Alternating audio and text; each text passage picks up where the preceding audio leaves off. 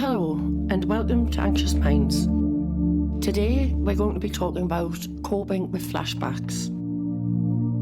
Grounding techniques can be very useful when we feel really distressed, particularly when the distress makes us feel very unreal or detached, or it feels like we are in a different situation to where we really are. A flashback is part of the brain's way of working to process the trauma so that the experience can be filed away as a past memory rather than a current threat. This will enable your healing. We can help this process by allowing the flashbacks to happen rather than fighting or avoiding them. We can cope with them by getting our heads out of the past, the trauma, and into the present, safety, by using grounding techniques. Anxiety often makes us feel very detached, disassociated, or unreal.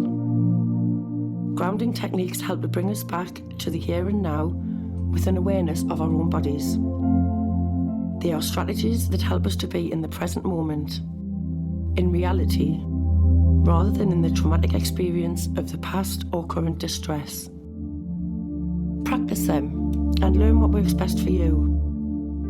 Whether it's a mental strategy like telling yourself you're safe now, or maybe doing something more physical. The aim is to turn your focus of attention away from the past or current distress and into the here and now of reality and safety. Tell yourself you are having a flashback or anxiety attack and that this is okay and normal. The worst is over. It happened in the past, but it is not happening now. Tell yourself, that was then, and this is now. However terrible you feel right now, you survived the awfulness then, which means you can survive and get through what you are remembering now. Open your eyes and put a light on if it's dark. Look around the room. Notice the colours, the people, the shapes of things. Make it more real. Listen to and really notice the sounds around you, the traffic, voices, a washing machine, music, etc.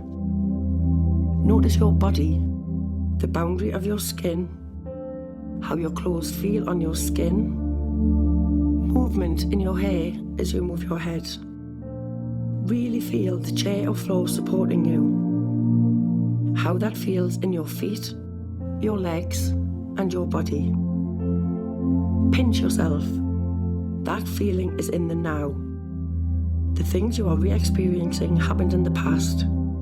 That was then, and this is now. Stand up and put your feet firmly on the ground. Move about, stretch, stamp your feet, jump up and down, dance. You can run on the spot, rub your arms and legs, clap your hands, walk, and remind yourself where you are right now. Use the 5, 4, 3, 2, 1 technique. Think about 5 things you can see, 4 things you can hear, 3 things that you can touch and touch them, 2 things you can smell or like the smell of, and 1 slow, deep breath. Notice what is right now and notice how different it is to the distressing memory. Breathe mindfully. Breathe deeply down to your belly. Put your hand there, just above your navel, and breathe so that your hand gets pushed up and down. Imagine you have a balloon in your tummy, inflating it as you breathe in and deflating as you breathe out. When we get scared, we breathe too quickly and shallowly, and our body begins to panic because we're not getting enough oxygen. This causes dizziness, shakiness, and more panic. Breathing slower and deeper will stop the panic. Rub your arms and legs. If you have lost a sense of your body, rub your arms and legs so you can feel where your body starts and ends. The boundary of you. Wrap yourself in a blanket and feel it around you. Walk and really think about walking mindfully.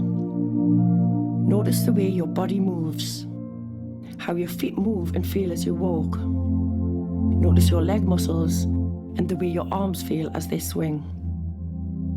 Notice the movement in your hair and the sensation of moving air on your skin. And notice the sensations of breathing as you walk. Describe and say out loud, if appropriate, what you are doing right now in great detail, or describe doing a routine activity. Try to think about different things, almost like playing mental games, for example. Count backwards in 7s from 100, or think of 10 different animals, 10 blue things, or maybe one animal or country for each letter of the alphabet. Say the alphabet slowly, or say the alphabet backwards, etc. Carry a grounding object with you. Some people carry a stone or other small object, perhaps which has personal meaning, to comfort and touch when you need to. Get support if you would like it. Let people close to you know about flashbacks or how anxiety attacks affect you, so they can help if you want them to. That might mean holding you, talking to you, helping you to reconnect with the present, to remember you are safe and cared for now.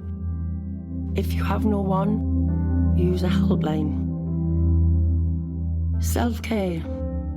Flashbacks and anxiety are powerful experiences which drain your energy. Take time to look after yourself afterwards. You could have a warm, relaxing bath or sleep. Have a warm drink, or maybe play some soothing music, or just take some quiet time for yourself. And be kind to yourself. Ask yourself questions in order to bring yourself into the present.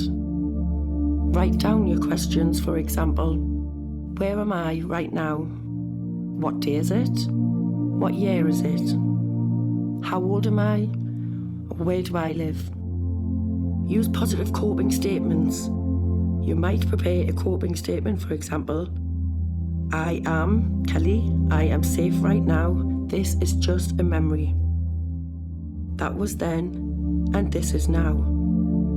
I am in, wherever you are, and the date.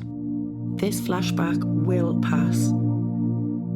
Make an emergency or soothe box you can use another time and fill it with meaningful and helpful objects or reminders.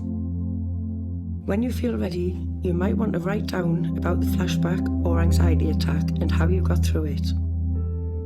This will help to remind you that you did get through it and can again. Remember, you are not crazy. Flashbacks are normal and they are helping you to heal.